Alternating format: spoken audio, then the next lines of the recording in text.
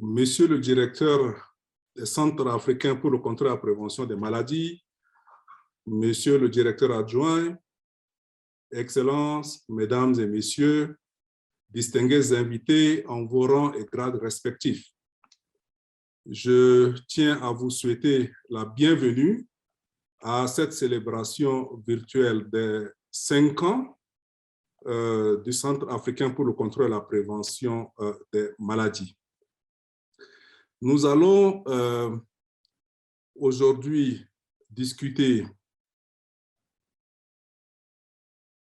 la mise en œuvre d'Africa Cdc depuis les 5 dernières années, essayer de voir ensemble le leadership au niveau continental en ce qui concerne la riposte aux différentes épidémies et pandémies que le continent connaît, pas seulement le continent, mais le monde également, comment la mise en œuvre également des centres régionaux, des centres de collaboration régionale a été faite. Nous allons également nous appesantir sur le nouvel ordre de santé publique en Afrique et enfin, nous allons parler des différents partenariats pour la santé publique sur le continent africain. Sans plus tarder, je vais donner la parole au directeur adjoint, Dr. Ahmed Ogwel, pour présenter son mot de bienvenue. Dr. Ahmed, over to you. Thank you. Thank you very much, Benjamin, and good morning, good afternoon, good evening, colleagues, wherever you're joining from. It is indeed a very big pleasure to be welcoming you here today for this event that is designed to mark 5 years anniversary since the Africa Centers for Disease Control and Prevention was officially launched. It's been a very interesting 5 years, as we will share a little during the next 1 hour or so. We are grateful that you have found time to be able to join us as we share our journey and some of our experiences during this time. I would like to pay special tribute to our member states, all the African countries on the continent who have really given Africa CDC a very big stamp of confidence and given us responsibility beyond our very young age, especially during this pandemic. So we must pay a very special thanks to our heads of states on the continent, our ministers of health, and all the stakeholders who have ensured that Africa CDC's mandate is appropriately designed and delivered. Indeed, the support that they've given us has been really, really unprecedented. Secondly is to really pay a special tribute to our staff who have worked very hard to ensure that you and me are safer and also to ensure that you and me know about Africa CDC and its work. So welcome, and we are looking forward to a very good conversation today. And it does not stop here. Marking the anniversary is just the beginning of another phase of our work, and we will be here to ensure that we deliver on the mandate that we've been given by our heads of state. It is now my pleasure and honor to invite Dr. John Kangasan, the Director of Africa CDC, for his opening remarks, and then he can be able to move on and give us his reflections about the 5-year journey of Africa CDC. John, the floor is yours. Can I? Thank you, Ahmed, for your kind introduction, and thank you, Benjamin, and our entire communication team for putting together such a fantastic show. As the saying goes, we will not celebrate only today, but we'll celebrate all through the week and perhaps all through this year. I recall vividly in January 31st, 2017, standing in front of that building next door to this, where President Alpha Conde, the chairperson of the African Union at that time, Her Excellency Zuma, Commissioner Kaleko, and Dr. Maigun, who was the director of the Department of Social Affairs, were all rallying there to do the ribbon cutting for the Africa CDC. It was a concept at that time, a concept and a promissory note to the continent, a continent of 1.3 billion, that we wanted to guarantee the health security of our continent. We wanted to take leadership and ownership of the future of our continent in the context of the Agenda 2063. I was standing there as I had just arrived a day before, and standing there as, I'm wondering what I was doing there, because I was there was no CDC. And I was reflecting on how do we take the momentum, build on that momentum going forward. But let me just, before I go to my reflections, which I will come to subsequently, acknowledge there's some of the people that I've named, especially Ambassador Maigun. I saw him in action, running from one country to another in Africa, together with a small team, trying to assess the sites that will lead to what we are calling today the Regional Collaborating Center, and the whole conception of the Africa CDC, together with Commissioner Kaleko.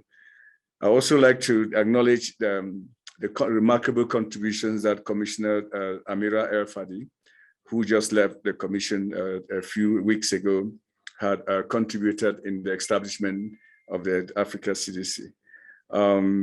Other colleagues that are called pioneers. When I just joined Africa CDC, there were a couple of epidemiologists that had just been recruited, or they were recruited like a year or two before I arrived in the context of the Ebola outbreak. I continue to call them, acknowledge them, and respect them as the pioneers of Africa CDC. Very importantly, our partners, the US CDC. I see that my friend and colleague, Rochelle Idovo, is here, and really, my sincere thanks to you all, appreciation for what the US CDC did at that time. I remember entering the gates of the African Union Commission, the old gate, and Rochelle was there to take me and guide me. Like the memory that always comes to my mind is like when your parents take you to your first day at school. So she literally held my hand and walked me from office to office to show me my desk. And we started the journey from there. So thank you all, and our Chinese colleagues as well. Without that support, it would have been almost impossible. The leadership of the African Union Commission and the African Union has been extraordinary. I think Ahmed mentioned this. Without their strong leadership, we will not be where we are today. Let me start, first of all, by thanking His Excellency Musa Faki Mohammed. Each time I go to his office, his words are constant. He says, Dr. John, we have to make sure that Africa CDC functions in a way, or we enable it to function in a way that it can react quickly.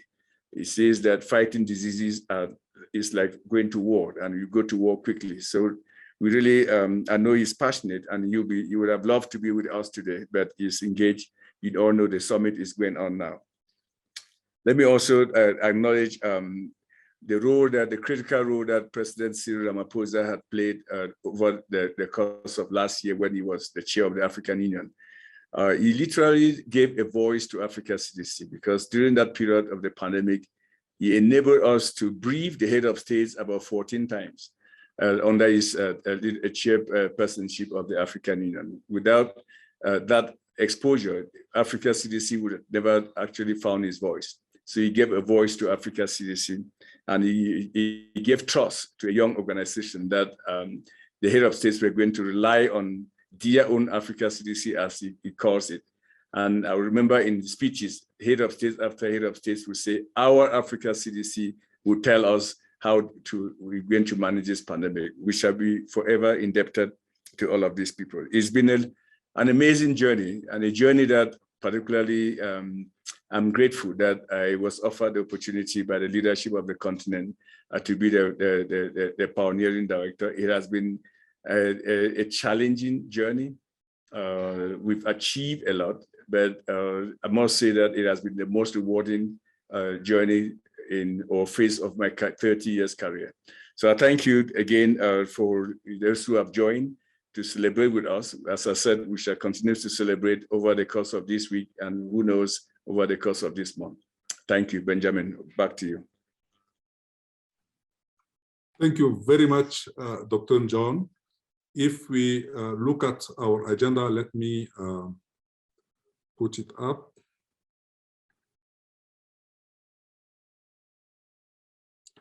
The floor will remain with you to take us through the presentation of the 5 years journey of Africa CDC, the stories of outbreaks, pandemic, response to pandemics, and also the new public health order.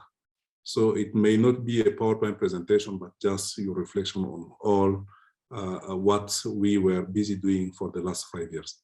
So over to you. Thank you. No, thank you, Benjamin. You know, I would keep this very, very informal and try to make it a very light moment because I don't have slides. Everybody who works with me knows that I'm glued to my slides, but today I will not be speaking with slides. So I mentioned that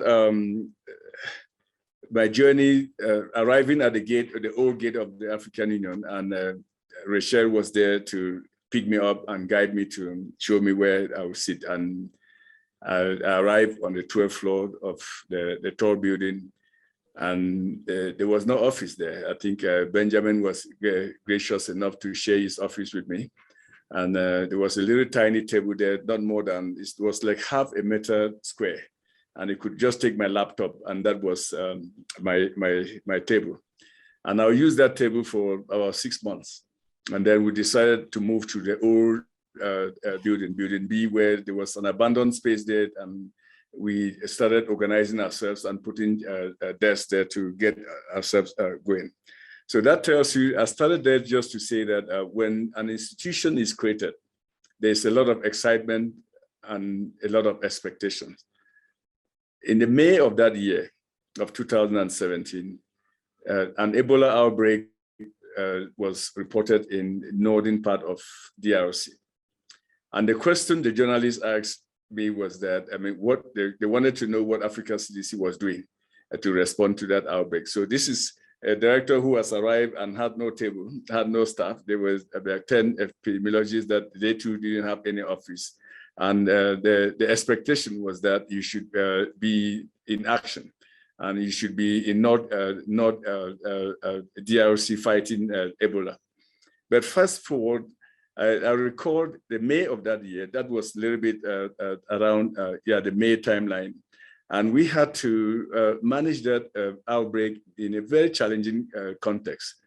For those who remember Benjamin and others, the internet had been cut off in Ethiopia because students were sitting in for exams, and I happened to be traveling to Seattle.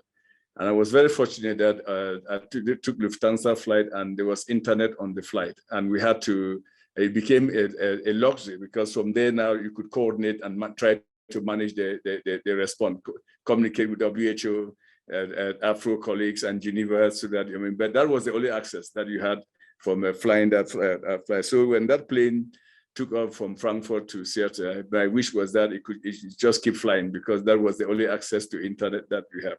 I start there just to show you some of the challenges that a young institution like Africa CDC goes through. But thanks to the tenacity of the staff that we've hired, I think we started with almost no staff. And today, Africa CDC can boast a footprint of over 200 staff. They are spread all over the place. Africa CDC today, despite those challenges, can boast of having set up the regional centers in Gabon. Nick is on. And I'd like to recognize and appreciate the strong support that the government of Gabon has shown us in very practical terms, as well as Zambia. We have a functional regional collaborating center in Zambia and Kenya. So the concept of having an Africa CDC, which I always say, when the head of state created Africa CDC, it was 6 institutions that they were creating. It was the headquarters in Addis plus the 5 regional centers. And today, within 5 years, you see that at least you have a functional headquarters with 3 of the regional centers operational. Nigeria is coming on board, and we are hoping that we can sort out the issues with North Africa. So we have that in the pocket. It begins to give us a network of what we can use in or instruments that we can use in fighting the pandemics. Another area that we really should be proud of in this journey is the partnership, remarkable partnership with the WHO. Several times people often said, and I would like to be very blunt on this, that the expectation was that Africa CDC and WHO will be in some sort of struggle. But we work today very closely because a framework was put in place to enable both institutions to work and coordinate their efforts. Today, I'm very pleased with the relationship that Africa CDC enjoys with both WHO, Afro, and Geneva. To the extent that WHO Geneva actually contributed 5 million to Africa CDC during the start of this pandemic to support our efforts. To the extent that the first senior staff that we got, Dr. Philip Onyebuju, was seconded from WHO, Afro. So I'd like to really thank my sister Chidi Moeti and my brother Tedros for the support that we have had and the good partnership and friendship that exists between. Dr. Kuku, please mute your device. We're hearing your conversation. So let me just segue to some of the other things that, in the last 5 years, we've spent 2 of those 5 years fighting this pandemic. Africa CDC grew from being a young adolescent to a matured person in the course of the pandemic. When this pandemic hit in 2019, we were just 2 years old or 3 years old. We're at the end of our 3rd year. So we've spent the last 2 years of our 5 years in the middle of the pandemic, rallying the continent, being at the center of all the political decision or guiding the political decisions and the policies that the continent has used at the highest level of the head of states in fighting this pandemic, working and developing new partnerships. I think some of the partnerships have been extremely historic. The partnership with the Mastercard Foundation, a $1.5 billion partnership, the partnership with the Gates Foundation. I would really like to pause here and recognize the remarkable contribution that the Gates Foundation made to us very early on. They gave us a team from McKinsey when I just arrived to work with us as we are struggling to just set up the structure of Africa CDC. And they have since continued to be an ally. I always said they believe in us before we believe in ourselves. When I look back in the history of how people like Trevor Monday, when I met him in Davos, before I came to Addis, he promised that he was going to support us, and he did support, provided a team of experts, and we sat at the Marriott Hotel there for months, just trying to shape up what Africa CDC will look like, the structures and all what that. So I really like to, I've already recognized the relationship and the partnership with the Chinese, the Americans, the UK government has a secondary staff here, and many others, the European Union, and that I cannot really name here. But the partnership with the Mastercard Foundation stands unique. It's a historic partnership, a $1.5 billion partnership that we have started to implement, and it will go on for 3 years. That shows the trust. The trust that we've earned with our partners just because of what we have done as a young organization in moving the public health agenda for the continent forward. Let me just say that the Africa CDC, when it was created, in my view, I always consider it as the greatest political innovation of our head of states. And it was a promissory note to our continent, a promissory note that we, all of us, the pioneers, some of you are on this call and others are not, had no choice but to make sure that that vision and wisdom of the head of state was implemented and is being implemented. I'm very pleased today that there is that common acknowledgement. There's a unanimous view that that promissory note has been kept by the Africa CDC. It's become a model within the African Union Commission. And I believe that despite the remarkable challenges that I know stand ahead, we should step back, lift up the mirror and really celebrate the 5 years anniversary, the journey we've worked throughout this period, especially the relationship that we've established with all of our member states. So thank you, Benjamin, and over to you. Thank you very much, Dr. John, for highlighting the successes, the challenges, and the partnership for the last 5 years of Africa CDC. Let's pause here and take 2 or 3 external interventions before we go back to Dr. Ahmed. So you can raise your hand and ask the question, but Dr. John, before we move to that one, there is one question from Joseph Okebe. What are the opportunities for young researchers to contribute to the ongoing work at Africa CDC? While the others are reflecting on what they want to say. Over to you, Dr. John. So there's, you know, if I truly wanted to do a presentation, it would probably take us a couple of hours just to document the achievements of Africa CDC over the course of these 5 years. We started a program called the Kofi Annan Global Health Leadership Program, which has just graduated the first cohort and is now recruiting the second cohort to make sure that we promote talents at the level of leadership in public health.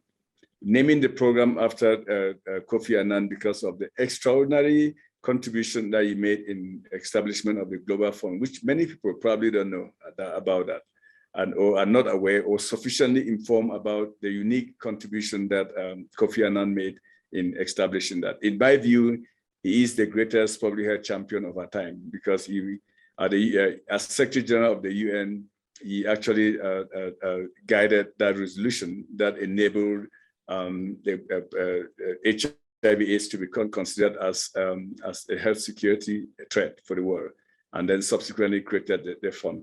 Underneath that program, there's another program which is a fellowship program or a scholar program, and then there's another program called the Academy. We hope, let me just expand on the Academy. I just wanted to discuss the program first before I go into the issue of the question. So through that Academy, we really hope to engage young talents on the continent. We also hope that we will work with the youth department here at the AU to establish a program that will really engage the young talents of our continent. We have to do it because 70% of our population is less than 30 years. The median age of our continent is about 19.5 years.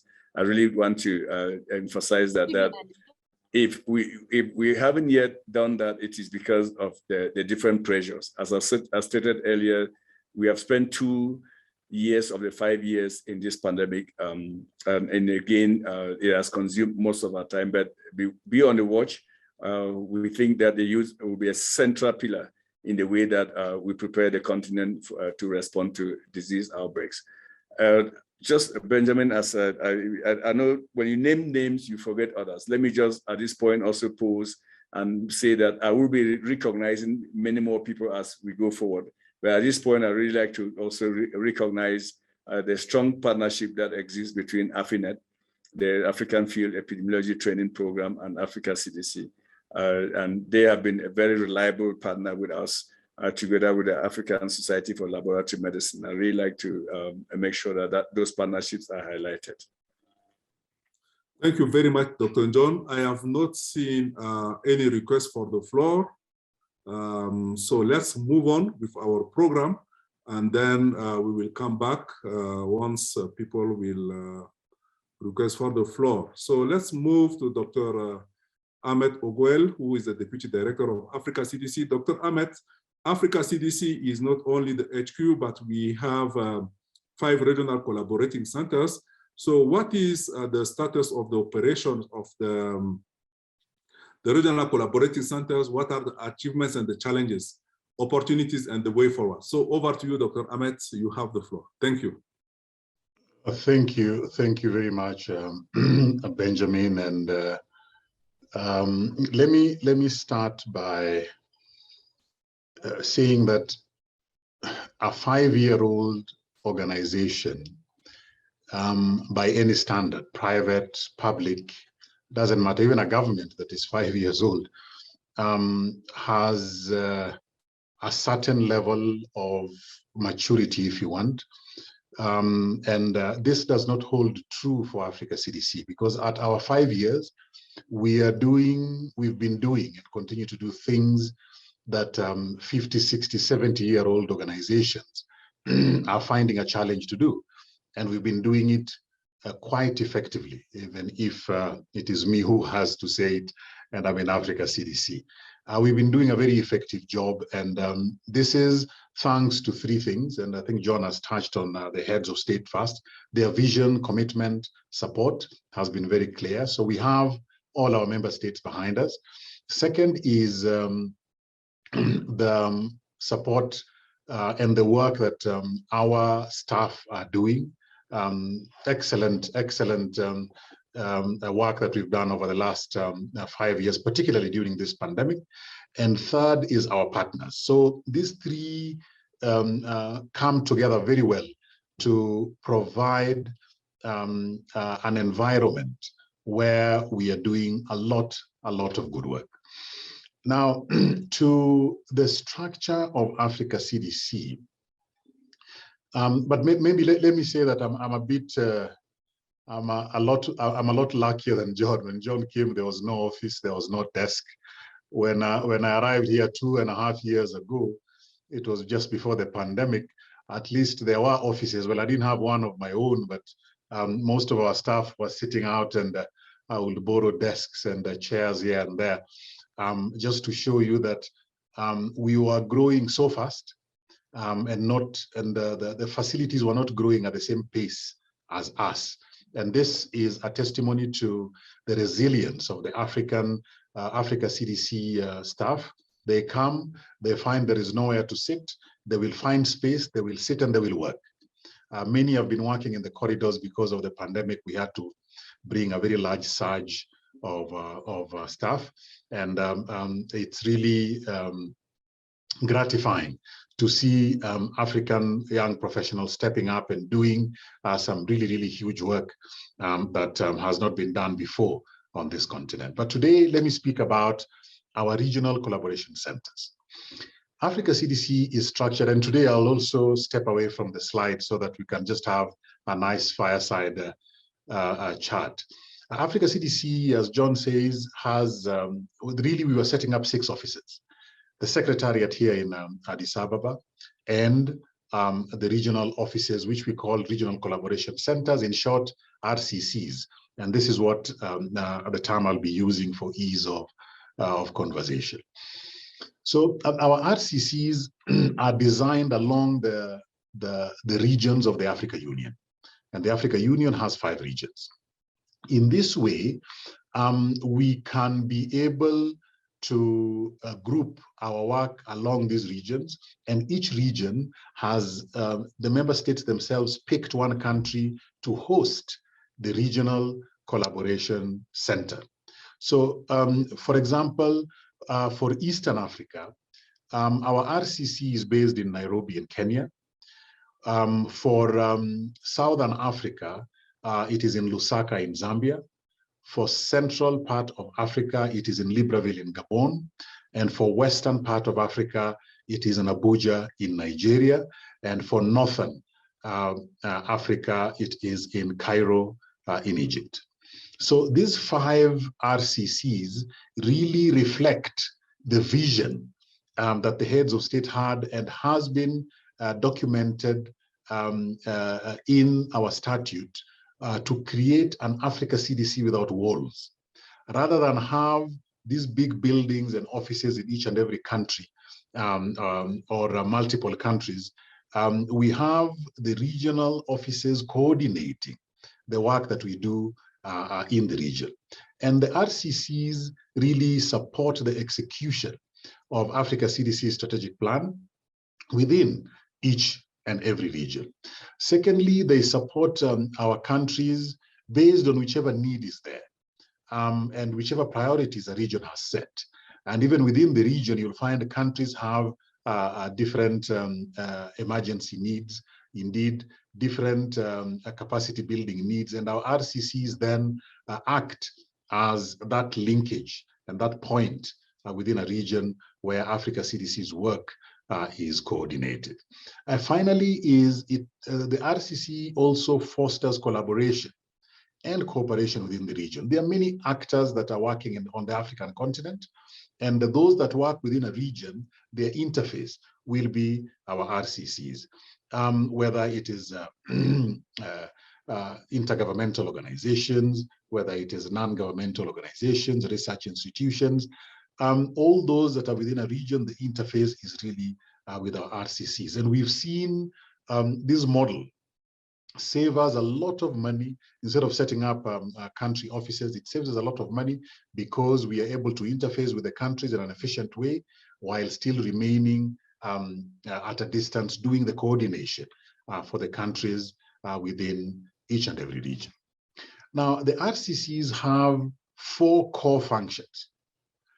One is really to ensure that there is coordination, collaboration, and cooperation within a region, whether it is our member states, whether it is our regional economic blocks, whether it is any stakeholder that is working in this space of health security. Our RCC will foster that coordination with those stakeholders. Secondly is they map public health assets within a region. And during an emergency, you want to be able to know which public health assets you can be able to call on quickly, whether they are experts, laboratory, epidemiology, particularly community engagement, etc. You want to be able to know where those assets are if they are experts, and infrastructural assets as well, whether they are labs, whether they are training facilities, whether they are logistics bases. We want to be able to know where are those assets within a region. So our RCCs will map them out and then ensure that we engage with all those assets so that at the time of need during an outbreak, we can be able to call upon those assets quickly. The third core function is facilitating knowledge exchange and sharing of health information within the region, because neighbors tend to have similar problems. And neighbors tend to have similar cultures and environments. So in this way, it is easy to bring a few neighbors together and ensure that experiences are shared so that countries are better prepared when it comes to health security, disease threats, preparedness and response activities. So this facilitation is a very key part of the core function of our RCCs. Finally is the Africa CDC, the full structure from the center and all the way to the 5 regions. We have a strategic plan that guides our work. And within each region, the RCC will ensure that the strategic plan is being implemented based on regional priorities. So these 4 areas are very key in terms of the functions that our RCCs have. Now, if you look at Africa CDC full structure, we have a governing board that really provides us with strategic guidance and facilitates our work in terms of governance issues. And when we go down to the regions as well, each and every RCC, each region has a steering committee made up of ministers also, who provide them with guidance and identify priorities for each and every RCC to be able to work on within each and every region. It makes life a lot easier because then you are engaging with countries within the region and agreeing on which direction that you want to take. All these then come up to the continental level, and then the Secretariat of Africa CDC here in Addis can be able to put all those together and take them to the next step of a continental mandate.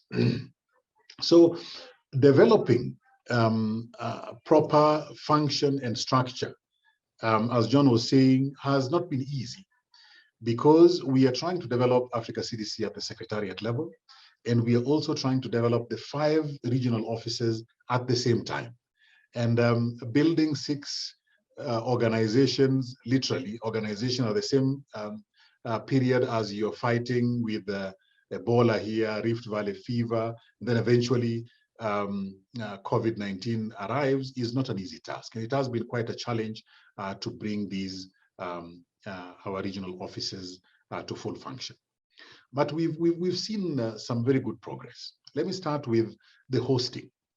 4 of our regions have signed hosting agreements. That is the Eastern, the Central, Southern, and Western. Those are complete.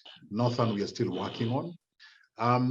Secondly is all 4 regions where we are active, we have actually seen engagement with the countries so that we have a clear understanding of whose role is what, who contributes what aspect.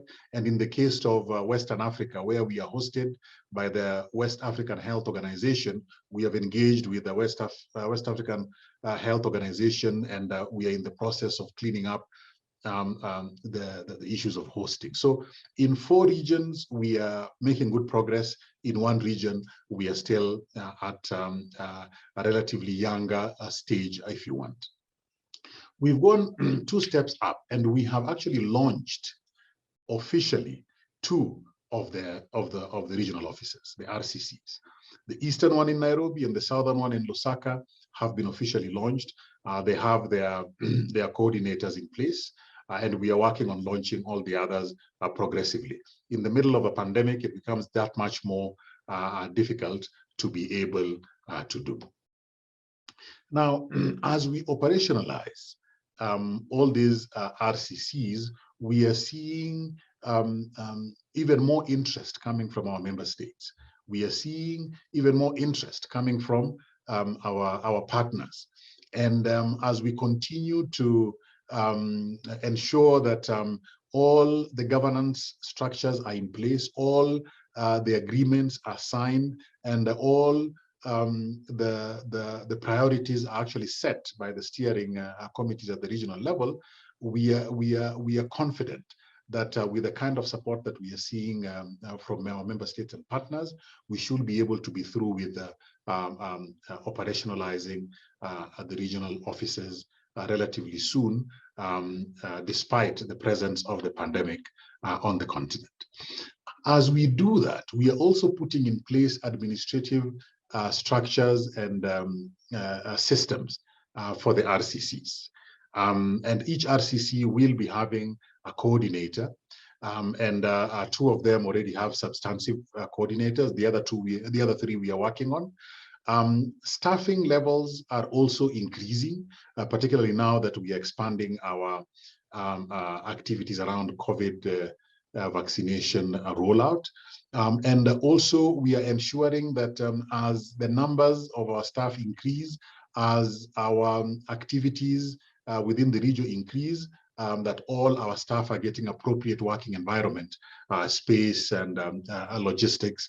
We are also facilitating that. So doing that for 6 places at the same time has not been a very easy task, as we ensure that Africa CDC is growing at a good pace.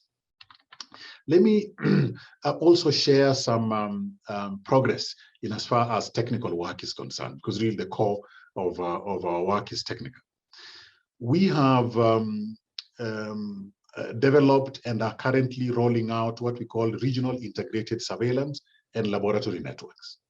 This is where you harness all the assets that you need for disease intelligence, preparedness, and response, whether it is laboratories, as I said, whether it is experts, whether it is research institutions. We are bringing all these together into a network so that we share all these public health assets. So for example, we've been talking a lot about variants for COVID-19, and you will have seen just how fantastic a job African scientists have done during this season of ensuring that variants are identified quickly when they come, and the information is shared literally on a real-time basis.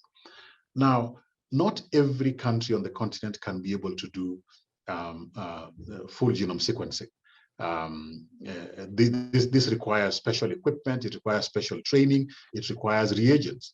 And what Africa CDC has done is we have identified all the facilities on the continent that can be able to do sequencing. We are supporting them with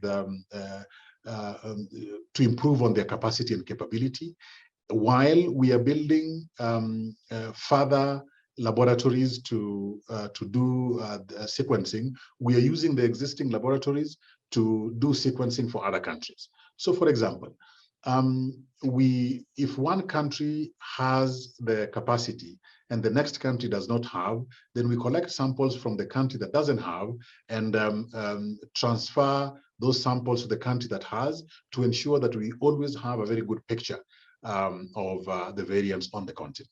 So these regional integrated surveillance and laboratory networks are designed to ensure that we are sharing the public health assets on the continent to the benefit of all of us, so that we have a very clear picture of what type of outbreak we have and which kind of variants may actually be responsible for these outbreaks indeed in our situation now for the pandemic. Secondly is, technically speaking, we are expanding the strength of the African continent in terms of surveillance activities. We have a very active events-based surveillance team that are engaging with each and every country on the continent, gathering data, analyzing it, and presenting that to help us to make decisions at the secretariat level, higher sometimes all the way to the Africa Union policy organ levels. And these are really a reflection of the very close working relationship that we have with our member states. And although it's sometimes not easy to gather data, we are still doing quite a good job by ensuring we're engaging with our countries on a regular basis on eco platforms where the technical teams come together and share information. And of course, we are also currently developing our regional knowledge hubs, where we are going to have a one-stop shop for all the data within one particular region. Now, let me share a few challenges that we've been seeing. One is, and I think this links to the question that had been asked earlier, how do we get our scientists on the continent to engage with Africa CDC? We need a lot, but the resources are not enough. So our recruitment processes have been a bit slow. This, as we try to fix that by ensuring we have enough resources to be able to hire, we are also fixing the issue of how quickly can we be able to get our experts on the continent to be sieved through the recruitment process and eventually given an opportunity to contribute to the work of Africa CDC. So recruitment has been slow. Second is the whole process of operationalizing not just the Secretariat, but also our RCCs has been a bit prolonged, largely because the system is slow that we are using, that is within the Africa Union. And secondly is resources are not as available as we would want. But progressively, as we acquire more resources, then we are operationalizing a little bit faster than it was in the beginning. Then finally is the whole issue of data sharing. This is a challenge because it's not always easy for a country to get all the data that is required quickly. And even when that data has been secured, then for it to come to Africa CDC also takes some steps, because data is sensitive and agreements have to be signed, clearance levels have to be in place. So data sharing is a challenge, and we are working on trying to ease that.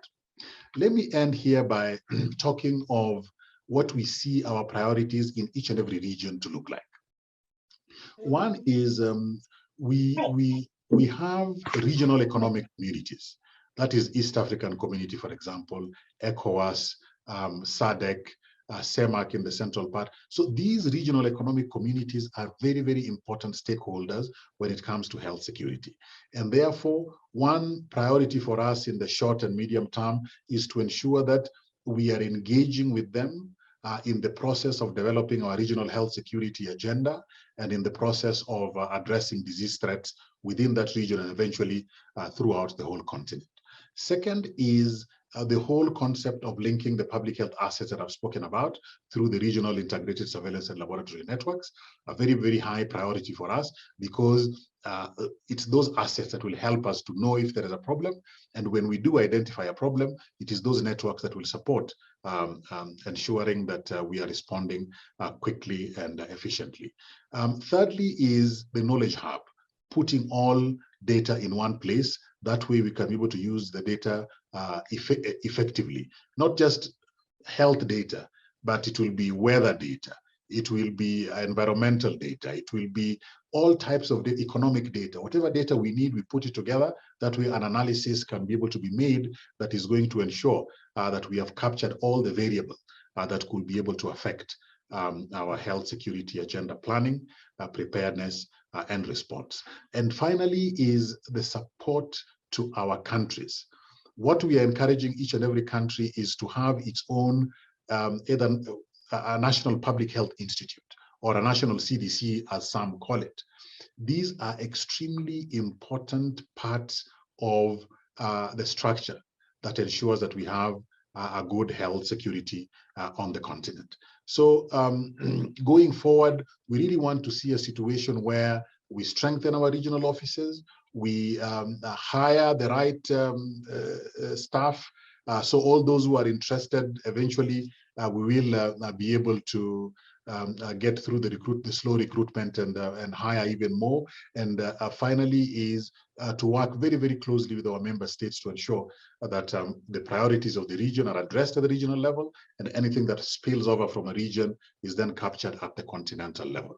Otherwise, Africa CDC is still growing, still needs support, and I will be very glad to ensure that the priorities at country level are addressed not just at the regional, but also at the continental level. So our regional collaborating centers, the RCCs, are an extremely important part of the Africa CDC's structure and therefore system of supporting countries.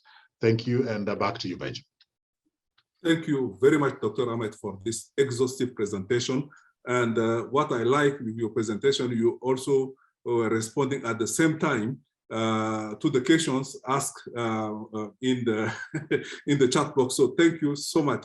We are doing extremely well with the time management. So let's open the floor for 5 minutes for those who want to take the floor quickly to ask the questions to either to Dr. John or to Dr. Ahmed, and then we will move to the next session on the reflection of the African Union political leadership for Africa health security in achieving the Agenda 2063. So those who want to take the floor, just raise your hand and we give you the floor. Ah, Dr. Georges Kizerbo, vous avez la parole. Bienvenue et bonne année. Oui, merci Benjamin. I would just like to take the floor very, very quickly to thank Dr. John Kangasan, the director of CDC, my brother, Dr. Ahmed Ogwell Uma, but I'm speaking on behalf of Dr. Mweti, actually the regional director, who has appointed me to head the WHO office to AUC and ECA. So I just arrived in Addis Ababa. And I wanted to really convey the gratitude and the congratulations of the RD and DG through the RD to the leadership of the Africa CDC. I remember myself a meeting in Rwanda, Angola in 2014, when the previous regional director, Dr. Sambo, and Mrs. El Fadil Al-Batalum, conveyed all the member states of the African Union, not only the regional office of Afro. And these were, I think, the initial discussions which led to the MOU between WHO, the African Union, and through that with a very, very fruitful collaboration with the Africa CDC. So we are available to continue our joint work. I had a good discussion initially with Dr. Ogwell when I arrived, and it's just to say thanks and let's keep together. Thank you, Dr. Kizerbo, for your kind words. We, as Africa CDC, are ready to work with you hands in hand to achieve the health desired goals for this continent. The floor is still open for those who want to contribute before we move to the next session. Benjamin, while the people are waiting to weigh in, let me just recognize Dr. Kamwe, who has been our champion, one of our Africa CDC champion all through this journey. He was Minister of Health of Namibia for over 15 years, perhaps the longest serving Minister of Health, and has been really a cornerstone from the beginning of this journey. So I'm very pleased to recognize him on this anniversary as well. Thank you very much, Dr. John. There are a couple of them, high-profile people on the call. You have some of the members of the Technical and Advisory Council. Let's just put it like this, and we welcome them for this celebration as well, and some of our partners. So there is a request for the floor from Nigeria. Victor Utomu, you have the floor. Thank you. Okay, yes, good afternoon. It's quite a good one, you know, that Africa CDC is celebrating 5 years of establishment and operation. I like to begin by congratulating the organization and, you know, giving the strides that the landmark that have been made and achievements that have been registered in this period. I work here, I work in Geneva, and so I cover health matters. And so I understand the enormity of burden that is on the Africa CDC, given the developments in the last 2 years plus now with the emergence of the pandemic, you know, and how to contain it. And so I like to ask a few questions to understand better the prospects of the Africa CDC. Given the challenge of fighting pandemics and possible disease outbreaks, I would like to know the extent of efforts that are being made by the Africa CDC towards sourcing for funding, because funding is critical, you know, to fighting diseases and pandemics. Is very important. So what efforts are being made to reach out and increase sources of funding for Africa CDC? That's the first question. And so the second question I would like to know is what is the time frame for response in the event that there is an outbreak anywhere in Africa? How prepared is the CDC to respond, and what is the time frame for response? You know, how quick are they able to intervene if any issue comes up? And then 3, I would like to know what efforts that are being made by Africa CDC towards encouraging vaccine production in increased locations in Africa. You know, with the vaccine inequity that have been occasioned by, you know, the current pandemic makes it necessary for this to be done. So what efforts are being made by Africa CDC to encourage manufacturing of vaccine in Africa? Thank you. Thank you very much for these extremely important questions. Let me give the floor to Christine Oshisho quickly, and then Eli, and we will stop there. Christine, you have the floor, please. Hi, everyone. Thank you. My apologies. I'm using my phone because I actually do have blackout. I'm calling in from Nairobi, Kenya. First and foremost, happy birthday to Africa CDC. We really appreciate what we're doing. And my question is in regards to Africa in general did not perform well, especially in SDG 3. So my question is for whatever Africa CDC is trying to bring on board is having different policies. Exactly as some of the efforts, especially our moderator as head of policy, that we are trying to put in place to ensure that we have a standardization in regards to policy and we're not leaving any country behind. Thank you. Thank you very much, Christine. This is a straightforward question in terms of standardization of policy. Eli, you are the last to take the floor. Feel free to speak in French or in English. Wait, please. Eli, you have the floor.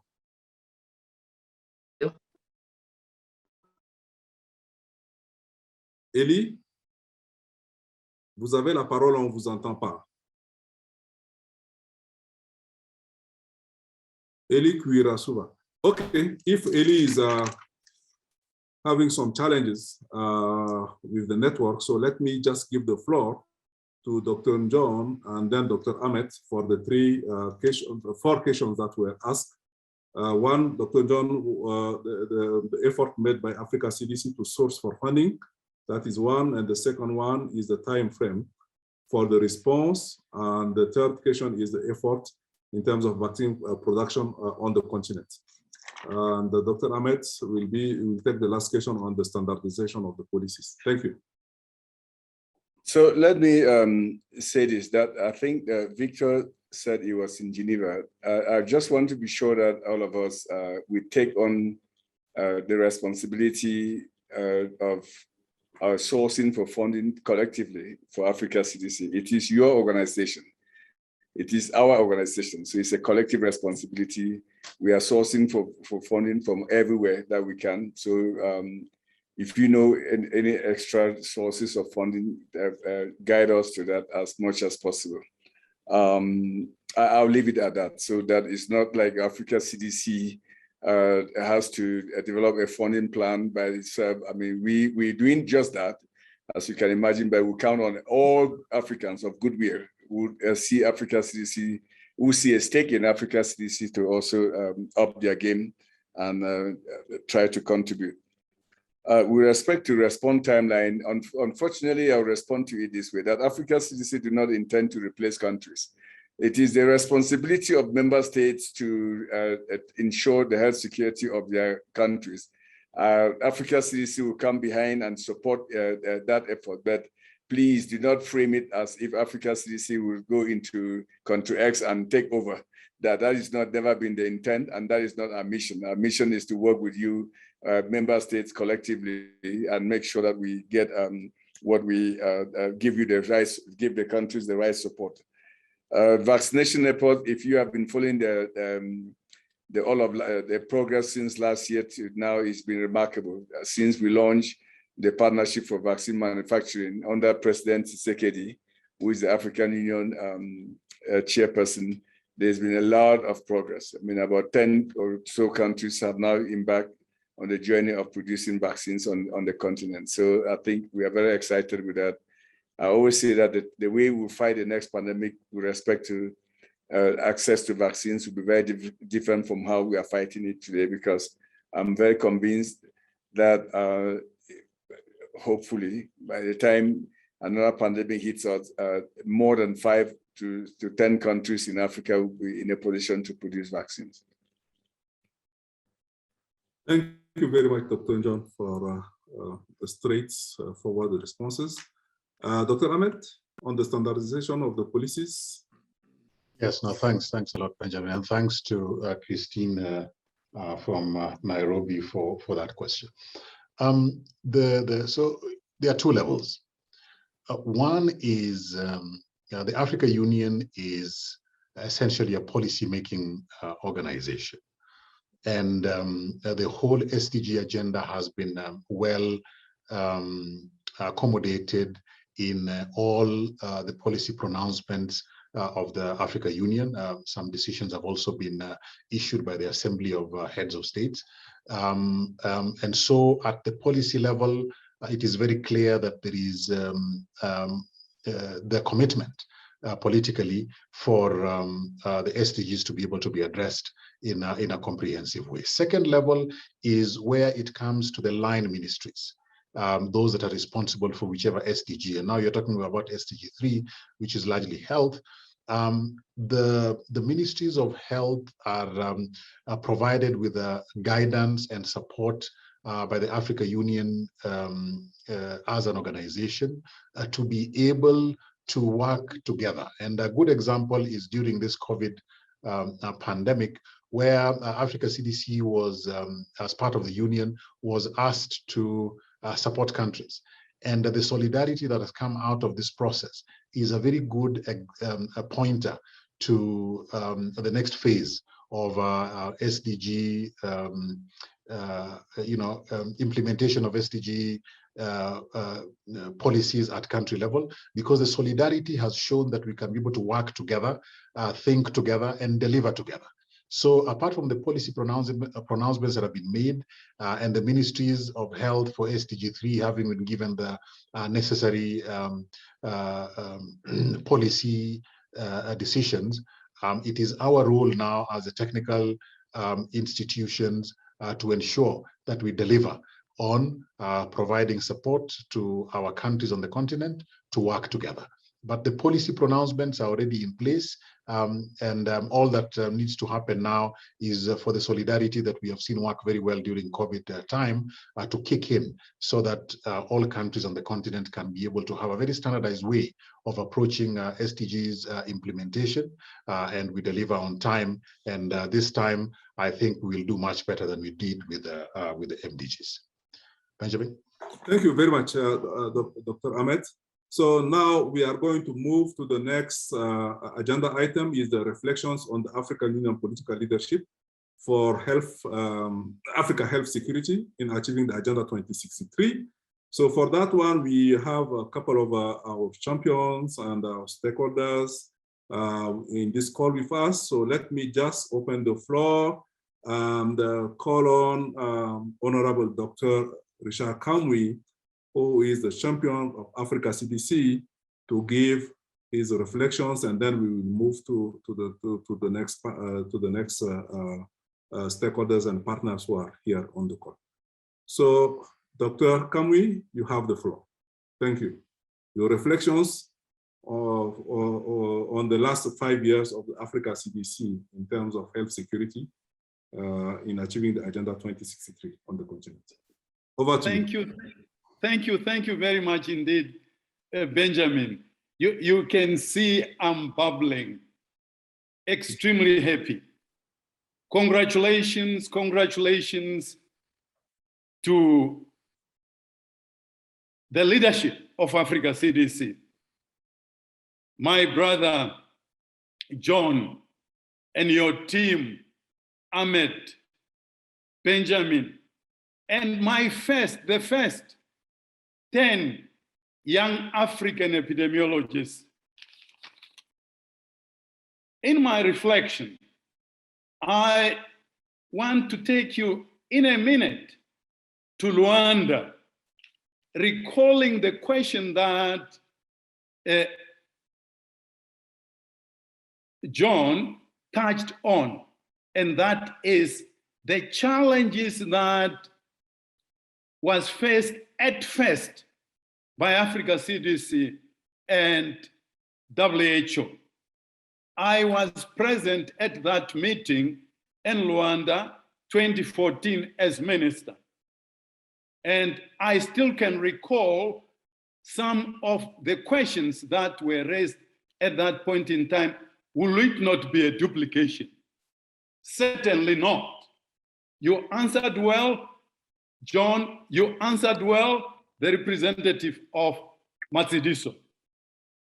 At that meeting, my brother Louis Sambo was regional director, WHO, and the current regional director, Matsidiso, was his deputy.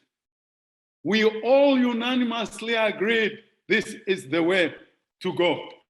Yes, indeed, it is good to remember those who molded the African agenda on health specifically as we commemorate the 50th anniversary of Africa CDC.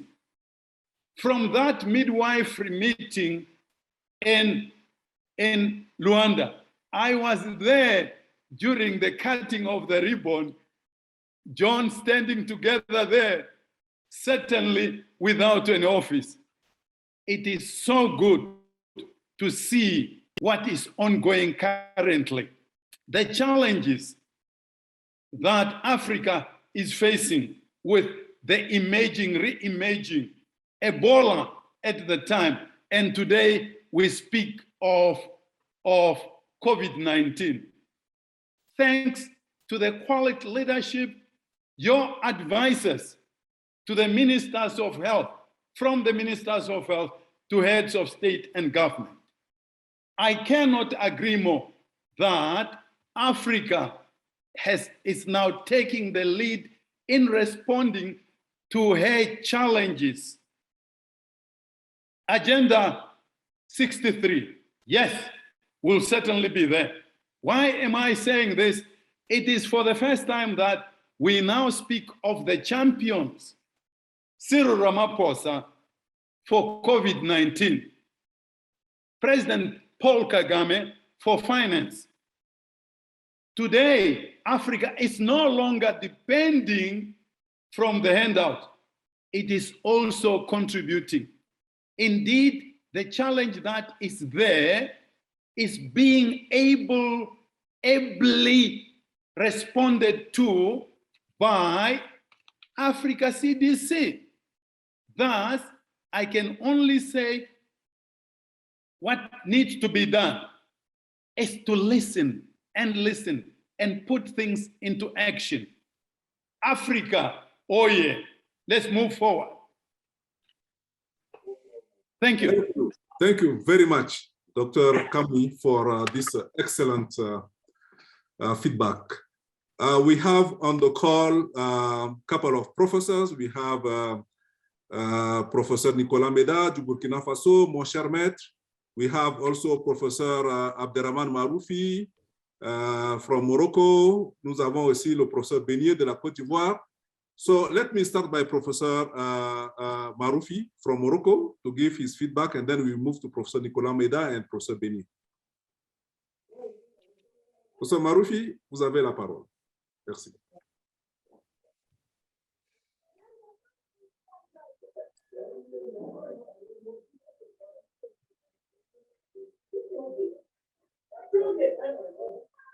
Professeur Maroufi. Alors, je donne la parole au professeur Nicolas Meda.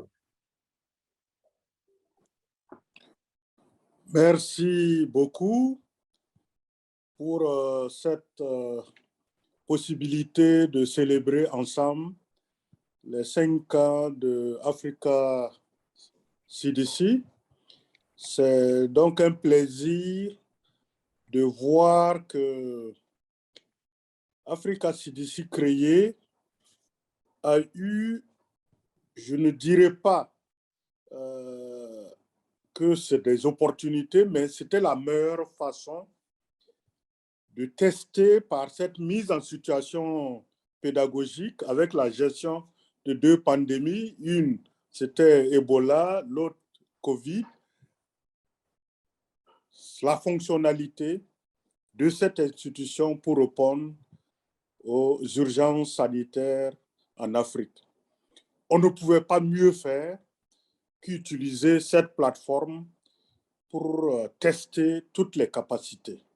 Et je pense que dans justement la synthèse qui va être faite de ces 5 ans, vous reviendrez très certainement sur ces épidémies qui ont démontré la pertinence de la vision des chefs d'État d'avoir à disposition une telle institution et justement la capacité des premiers acteurs de décliner tout le schéma opérationnel d'une telle institution pour faire face aux urgences sanitaires en Afrique. Donc, félicitations d'abord aux leaders qui ont eu cette idée et ensuite aux acteurs opérationnels qui ont fait en sorte que cette idée aujourd'hui fait la satisfaction de tous les Africains qui ont à cœur de prendre en charge leur propre santé, sa prévention, le contrôle des épidémies et la définition des meilleures politiques possibles pour que chacun atteigne sans laisser quiconque de côté le meilleur état de santé possible. Merci beaucoup et joyeux anniversaire.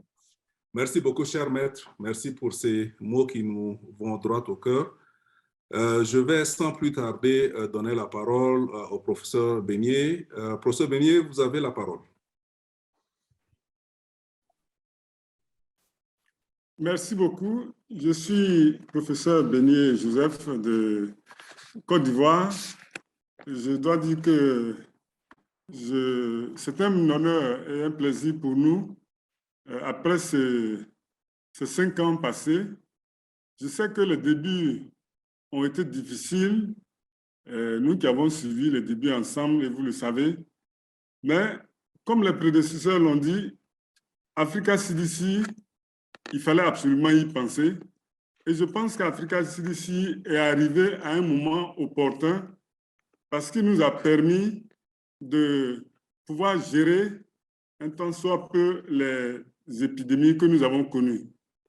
Je me souviens très bien de ce 22 février 2020 à Addis Abeba avec Africa Cdc, avec surtout l'appui des laboratoires. Nous n'étions qu'à 4 laboratoires qui étaient capables de pouvoir faire l'analyse.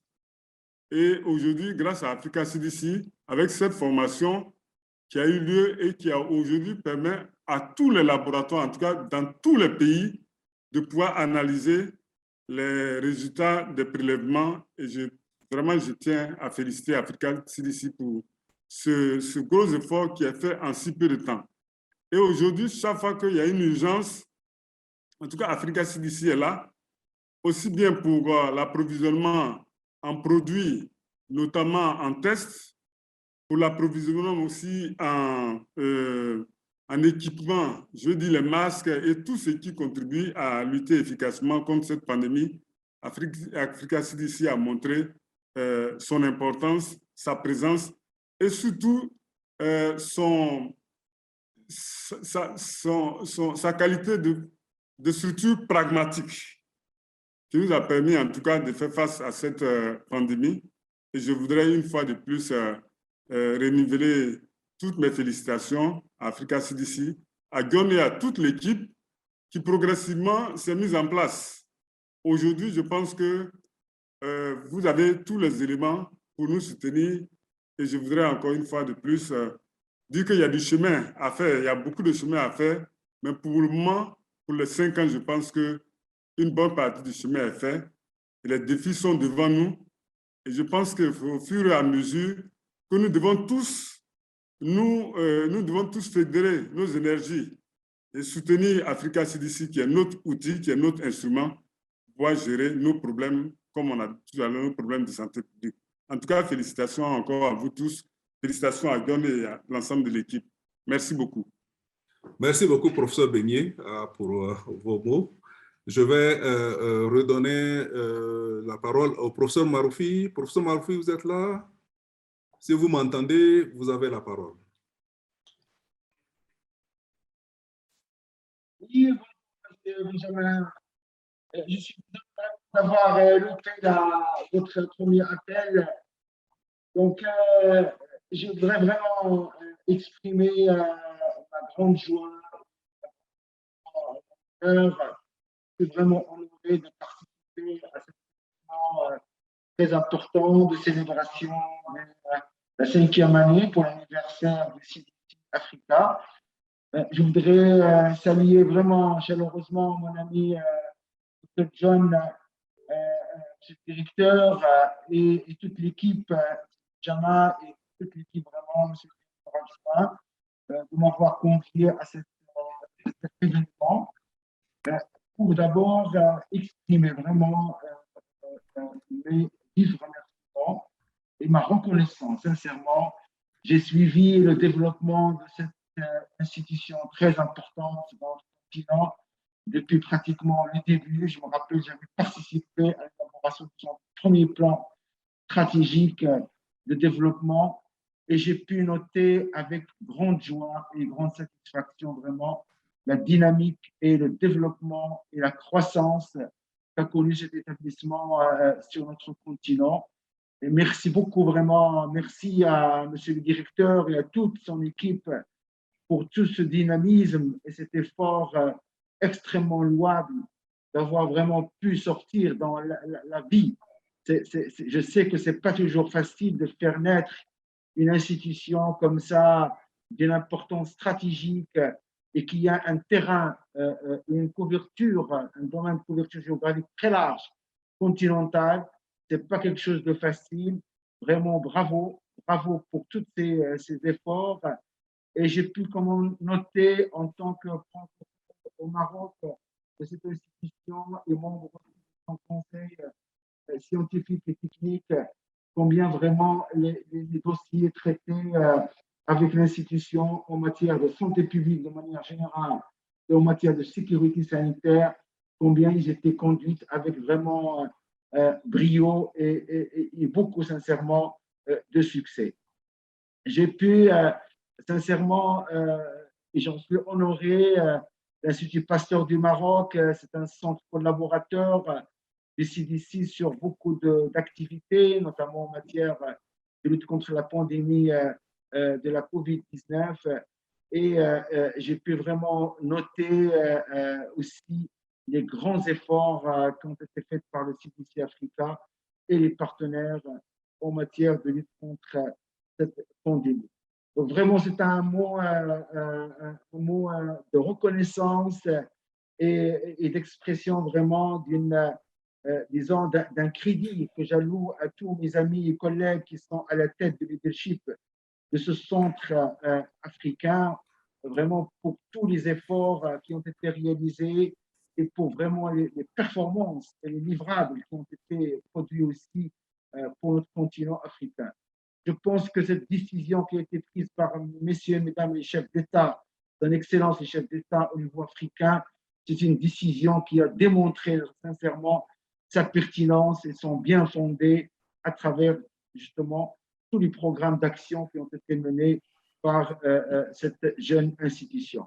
Donc, je vous souhaite vraiment toujours beaucoup de courage et plein de succès, Inch'Allah, dans la poursuite de cette mission noble qui est vraiment de promouvoir la santé, de prévenir la maladie et promouvoir la sécurité sanitaire sur notre continent.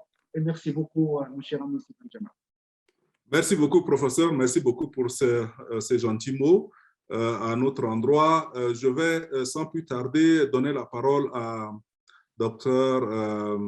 Rachel Idou, qui a été ici au début avec nous au lancement d'Africa CDC.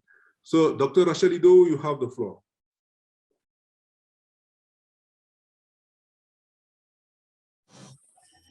Good evening, good afternoon, good morning to the wonderful, wonderful staff and leadership of the Africa CDC. It's a joy to be able to celebrate the 5th year of Africa CDC's existence. My joy, my happiness is overflowing at the commitment, the dedication, the passion that you all have sustained since the beginning and the early days. My gratitude to Dr. John and Kangasan and the wonderful leadership team, Dr. Benjamin, for being, I think, faithful to recruiting, sorry about the noise, recruiting some of the best and brightest on Africa's shores.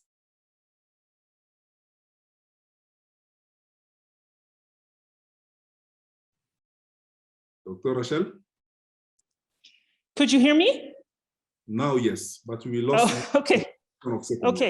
Okay, so I'm just saying, I celebrate the success and I look forward to the wonderful accomplishments that will come in the next 5 years. So many good things to note, and I just have I think a lot of joy for what you all have accomplished and what you will accomplish. Thank you. Thank you very much, Dr. Rachel, for the kind words. So let me now give the floor to the last for this session is Dr. Simon Antara from AFNet. We take the floor and then we revert back to Dr. John for the closing. Thank you very much, Benjamin. Congratulations to Africa CDC. As I've written in the message here, Africa CDC has actually withdrawn the public health agenda of the continent in a very positive way and has actually impacted public health very greatly in just 5 years. We can imagine if this momentum continues, where Africa will be in terms of its public health in the next 10, 20 years.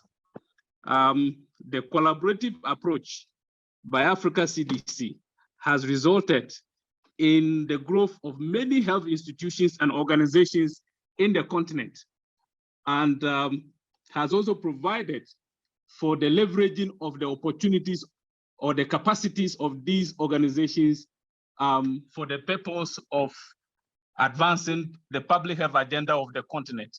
I just want to say congratulations for all that Africa CDC has done in the short period of time. And we at AFNet have been very happy working to support the mandate of Africa CDC. Once again, congratulations. Thank you. Thank you very much, Dr. Simon. I omitted to give the floor to Wariko. Wariko, please take the floor for a minute and then we close. Sorry, my apologies. Sorry.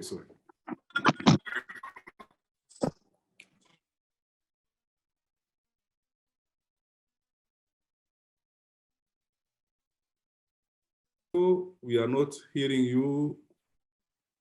No, but so much, Dr. Benjamin, Dr. Kangasan, and listen to the accomplishments of 5. Any better? Yes, I will please. type it. Yes, I just want to congratulate you. 5 years of success, wishing you many more years of success. And as we speak from the MasterCard Foundation, we continue to embrace our partnership. So thank you very much for the opportunity. Thank you, Wariko. Thank you so much. And thanks to all those who have taken the floor and those who have commented on the charts. We were overwhelmed with your kind words. Thank you so much. Let me now give back the floor to Dr. John to conclude. Dr. John, over to you. Thank you, Benjamin, and for all those who have spoken and for all the kind words of encouragement. It is Africa CDC is your organization. As the head of state usually, and that phrase has always stuck with me. They say, our Africa CDC. I want you all in your public speaking to also refer to it as your Africa CDC. It is your Africa CDC. The Africa CDC is only 5 years old, and it will be what it has to be because of our collective commitment and our collective responsibilities in building this institution as part of fulfilling the Agenda 2063. Another new sister organization has just been born, the AMA, the African Medicine Agency. I urge that as you support Africa CDC, you also lend your support to AMA so that both institutions can continue to develop as instruments of our health security on the continent. I thank you all, and I look forward to our continuous partnership and collaboration. And hopefully, when we meet again in 5 years, Africa CDC will be celebrating 10 years, and we will be celebrating a remarkable 10 years going forward. I thank you all.